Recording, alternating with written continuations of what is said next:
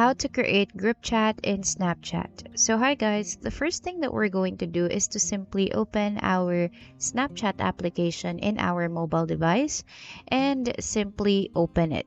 Now here in the lower panel, we can actually see a lot of options like maps, chats, more lenses, stories, and spotlight. So let's click on the chat section.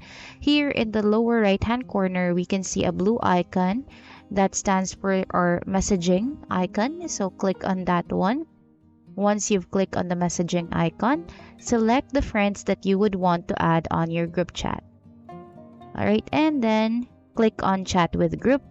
You can actually rename your group chat here above, and by then you can actually send messages to your friends. That's about it for today's video, guys. Thank you so much for watching and hope you find this helpful.